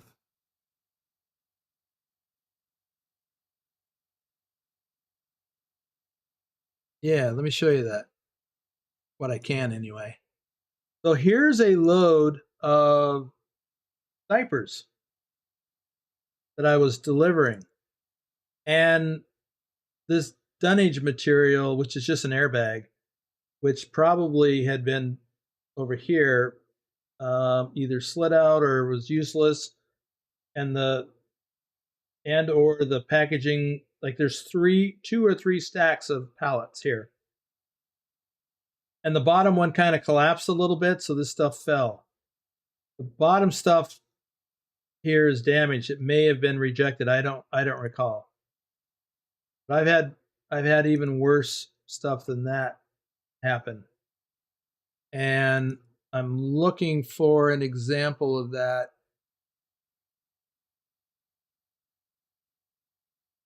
Here it is. Well, here's some stuff that got rejected.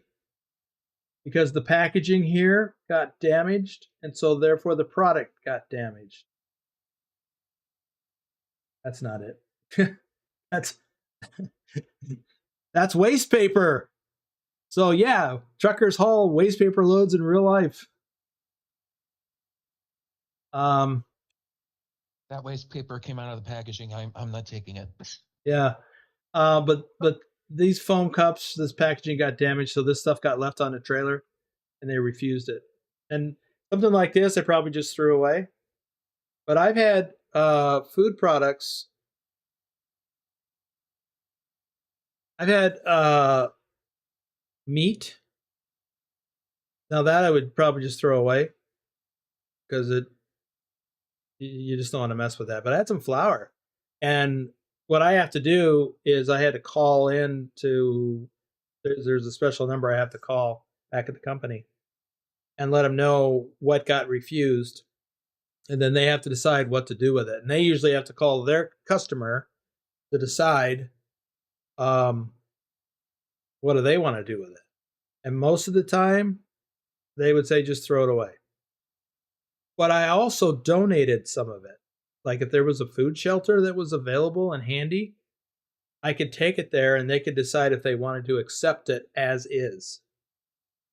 One time I had a load of flour and I had a few bags that were damaged and I was directed to go throw it away, and so I found a dumpster. Well, there happened to be a pastor from a nearby church who was throwing some stuff in that dumpster, and we were there at the same time, and we were talking, and I was telling, he asked me what I was doing, and I told him, and he goes, well, I could take that for my homeless thing, a kitchen. Like, well, you're welcome to it as long as you understand that this was damaged product. He goes, nope, we're fine. So we loaded it up in his vehicle and off he went happy, and I didn't have to throw away food. So sometimes that kind of stuff happens.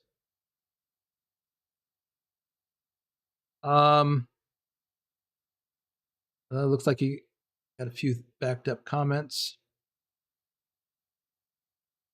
Oh, and to finish answering your question, Rick, sometimes there's product, sometimes it's food related, sometimes it's candy, sometimes it's miscellaneous. A lot of times drivers will walk around the truck stop and say, hey, I got some stuff here that got refused. Do you want this? They'll offer it for free. Some people will try to make a buck. But a lot of times you get free stuff from other drivers. If it was food, I generally didn't take it. But if it was clearly the internal product packaging was fine, I might take some candy or something like that. But yeah, sometimes there were stuffed animals, just anything. Staub says here, oh no, I got to back up. Bedrock says we did have DOT want to search a trailer. In that instance, they cut the seal and then put another seal on it. The paperwork better reflect the change of seal, though. That's correct. DOT can do that. Or state police, state highway, they can do that. If they're looking for something, or if they suspect that you're carting something that you're not supposed to be, they can break that seal and climb in and have a look-see. But then when they get out, they have to put on a new seal, or you have what I always carried seals with me. And whatever the new seal was, they would sign off on it. And you might even get an inspection report to attach to the paperwork to say that that seal was broken and that you put on a new seal, and this is the number for that new seal. Stobbs, here we use covered lock and seal on top of it. Me too. That's what we did. Because the seal doesn't stop anyone. The lock does, or can. So padlocked every load and sealed it. Even if I wasn't required to seal it, I still sealed it. I carried plenty of seals. Because it was a company policy, and I thought it was a really good policy, so I always followed through on sealing. Because I never wanted to show up at a receiver and have them go, well, this isn't sealed, so we're not taking it. Didn't want that hassle. Yeah, and I always padlocked.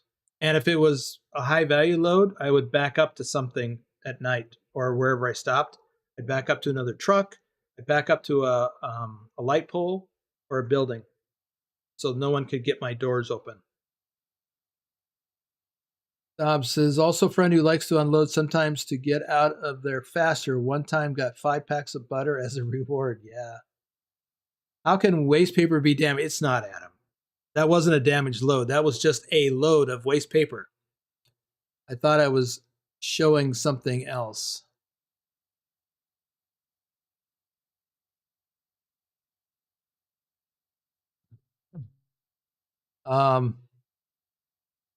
Question about GG damage. Man. That's What? a good question. I said, GG man, that's a good question. Question about damaged goods. If a car cuts in front of you and you have to lock the brakes and it damages the load, do you as a driver get in trouble even if you have cam footage of incident? Probably not. I've had that happen. But I didn't know that I had a problem until I got to the receiver. One of the accidents, well, yeah, it was an accident, but I had to lock up my brakes. I had a load of meat scraps from a meat company that, trimmed the meat. And I was taking it to a place that used it for dog food or pet food. And it was in these cardboard bins. It was not covered. It was just raw meat in these bins, reinforced cardboard bins. They were about chest high. And I didn't know it until I got to where I was delivering, that because I slammed on my brakes, all that stuff had mushed forward. I was actually overweight on my drive axles. And I saw that when I got to the receiver and I opened the doors and I'm like, oh crap, it's a good thing I didn't have to get pulled into a scale because I would have got dinged.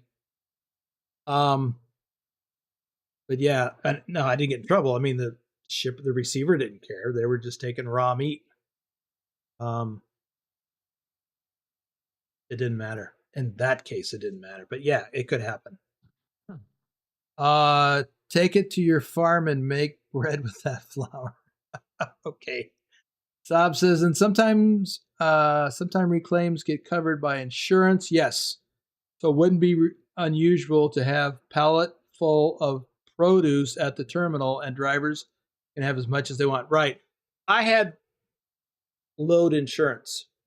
So if I had damaged stuff or if for whatever reason it was refused, my insurance would cover that, but it wouldn't cover my cost of transporting it. So if I drove 2,000 miles, I wouldn't have to pay for the load, but I wouldn't get paid for carting it all that way. So there's that. Thor says I had high value loads where the doors got locked and sealed, and the only ones that had the key was the shipper and the receiver. Yeah. I never had that. I had some high value loads, but I just had to put a padlock on them. I had a high security padlock. I mean, it was very difficult to cut. I mean, if you had the right tools, you could cut it, but I had a very high security padlock. But I hauled some pharmaceuticals once, so that was a high value and high target load, so I had to take extra precautions. Bob says pallet of juice and few cartons gets busted and whole pallet gets written off. Plenty of juice. Yeah, that happens. Well, guys, I'm going to wrap it up here. I don't want to get too long on this because I can.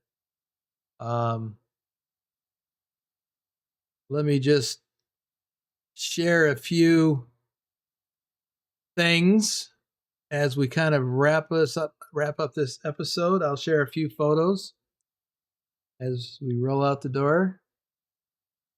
Let me flip over to the monitor. So here's a picture of me. This is in Pennsylvania somewhere. And I was getting loaded out on the street. So they had this guy in the forklift. There was no dock. And this guy was loading, I think these were ashtrays or something. And there was another, first he had put a pallet jack in the back of my trailer. And so there was another guy in there moving the stuff. And so this is how I got loaded out on the street. Well, almost like an alley. Batteries.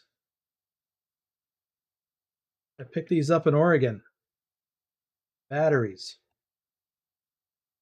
Oh, this is that load of paper I picked up at the port of Baltimore. Eucalyptus fibers from Brazil. Took this load of eucalyptus fiber from Brazil, picked it up in the port of Baltimore, and took it to Green Bay, Wisconsin. They use it to make tissue. One of the many paper loads. This is actually tissue paper. I don't remember where I picked this up at.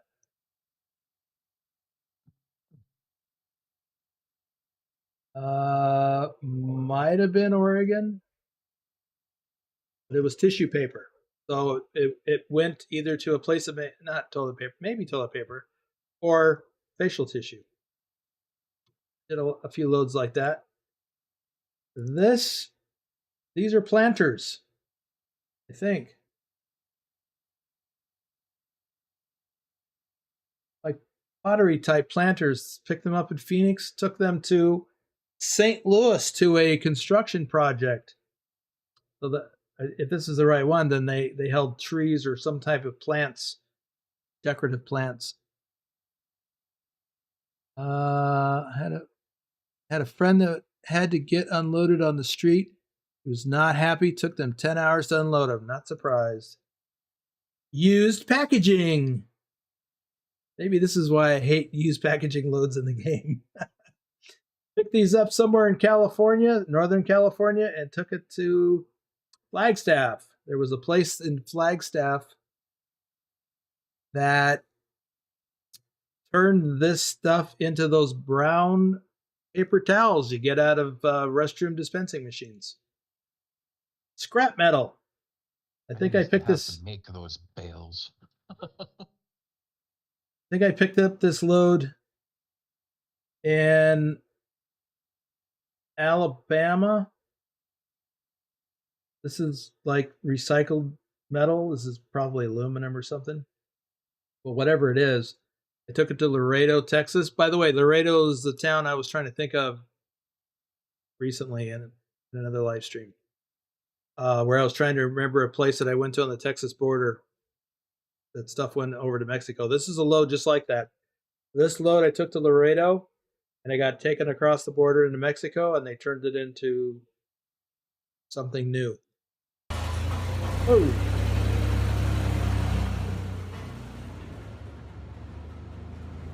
Paper. Getting unloaded with paper.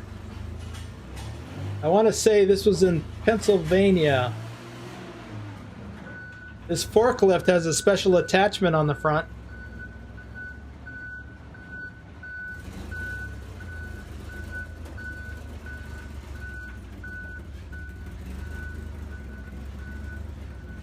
It uses those grabbers to grab the rolls of paper. And then it actually rotates them. That grabber thing that was on that forklift, it actually rotates 90 degrees and sets that paper down just like that. That's the grabber. This is in Longview, Washington, I think. Picking up mulch. And here they're loading it in bulk into the back of my trailer. So no pallets, no bins, nothing. They just loaded it into the back of the trailer with a conveyor. I've done potatoes like that too. So this wheel loader grabs a load of this stuff, dumps it into the, whatever that is, that hopper, and then it feeds it to the conveyor, and the conveyor runs it up the line, and this is my trailer when I got done getting loaded. Tree bark, mulch. And that is me near Chicago at one of the most difficult back-end jobs I ever had to do. Because I had vehicles in front of me, just yards in front of me, and I had very little room to maneuver down this ramp, and I had concrete things on either side of me because it went downhill. Not to And mention the power pole. And the power pole. So yeah, this one almost kicked my butt, but I did it. IBC containers, I think this is glue. I'm guessing. Adhesive. Technically, if you're hauling this many IBC containers, you need a tanker endorsement on your license. More paper. Probably took this to a, I don't know where I took it to. More paper. Different paper, different load. I already showed you the diapers. More paper. Did a lot of paper loads. This is the machine they load the paper into, and then it goes in here and it gets printed into something else, like flyers or something. So, different paper load getting unloaded.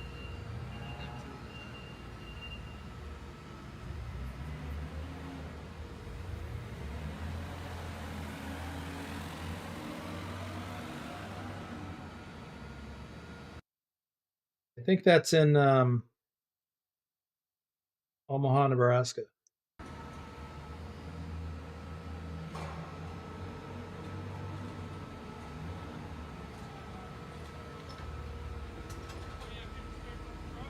My blog.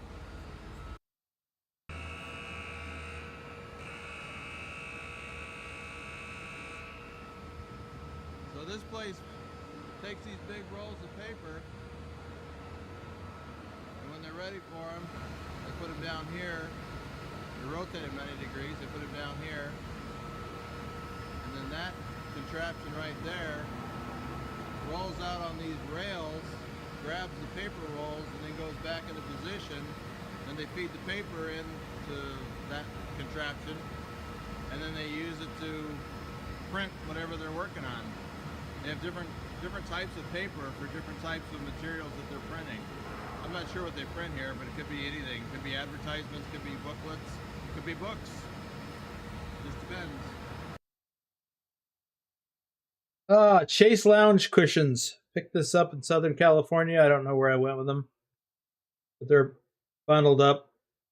Going to probably Home Depot or someplace. But yeah, these are cushions for lounge chairs. Oh, and they got loaded by hand. That took a long time.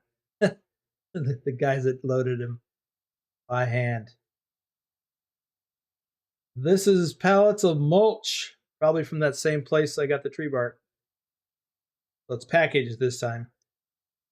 And that's the place. Same place I got the bark mulch from, or nearby anyway. And this is what was being loaded here into my trailer. And I backed up to a portable dock outside. That's it right there. You back up to that, and they're supposed to, there's chains they're supposed to hook up to your bumper to hold you firm. But I don't know if they did or not. Another paper load. More paper. Cat trees. I don't know where I got these from, but this is pet related stuff. So yeah, had a whole trailer load of cat trees. Now this is interesting stuff. I picked up a few loads of this up in Portland. Took it different places. I took a load of these up to Sandpoint, Idaho one time, but this particular place is in Southern California. These are bundles of foam thingies, like the foam peanuts, and this is part of a septic system. So when if you're on a septic system, you have a drain field, and this is part of that. I couldn't really tell you how it all works, but that's what I was told. These are really, really super light, and they're hand loaded, but they're very light. Here it is up close. Yeah, foam peanuts. So these are used in rural areas where they have septic systems. And there's the whole things. So the guys get up there and they toss them out on the ground, and then the forklift is able to pick them up. So it's a bundle of 3 is 1 unit. Told you that before. Waste paper. I don't know what that is, but it's a load of something, and I've got it secured. Lumber. The only time I ever picked up a load of lumber, this was in Washington, not far from where I grew up, and right down the road from the Kenworth place that was added in version 1.149 in ATS. So you drive in the game, you can't tell, but in the game, you drive right by this place to go to that Kenworth proving ground place on the hidden road. And this is it. This is the place.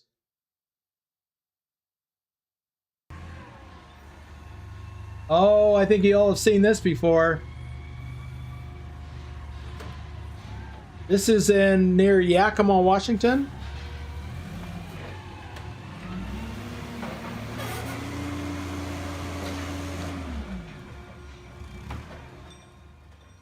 I did a video on this where they're really just swapping out the pallets.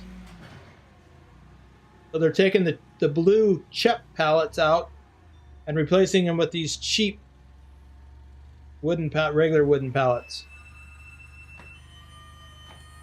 And the reason is because this place ships mostly to places that have a contract with CHEP pallets, but the place I was taking them to did not. So what you can't see behind me is an entire warehouse full of pallets of apple juice. And they're all on CHEP pallets. But the place that I'm taking this load to doesn't subscribe to CHEP pallets, and so they had to swap them. This is another view of the same thing.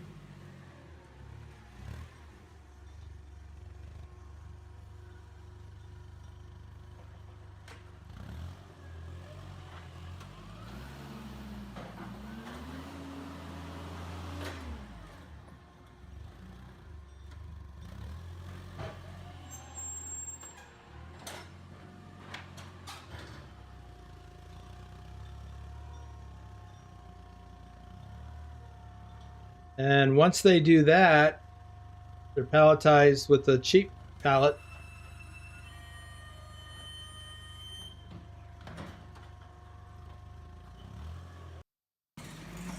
Then they get loaded onto the trailer.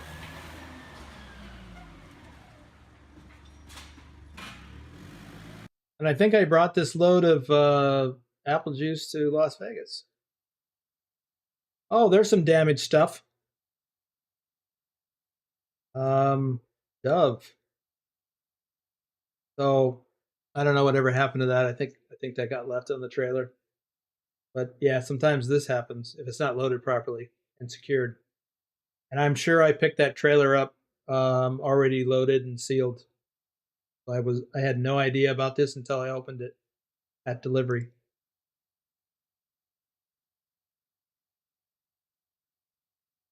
And here are loads of barrels of something, I have no idea what, but not secured very well. I probably picked that up that way. This isn't my load, but I just took a picture of it just because it's a flatbed load of pallets, empty pallets. How many times have you hauled empty pallets in the game? Well, it's a real thing. I have hauled lots of loads of empty pallets. And this is the guy loading these empty pallets onto the trailer. And this is me, the one and only time I ever hooked to a container trailer. And I only had to do that because it was in my way, and the only way that's my trailer back there. The only way I could get in to get my load was to move this container trailer out of the way because I needed that dock door. And then I backed my trailer. That's not my trailer. My trailer's, I don't know where my trailer is. Anyway, But I backed my trailer into the dock door where this was. That is all the photos in this folder. So we'll wrap it up here. Thanks for being here. Thanks for the coffees, super chats, super stickers, and thanks for being here. And later on today, we're doing American Truck Simulator in Wyoming. And after we do a load, probably after a load, we will go to take a tour of Yellowstone National Park, because that'll be cool. All right, guys. The credits roll is updated, so if you're new here, look for your name.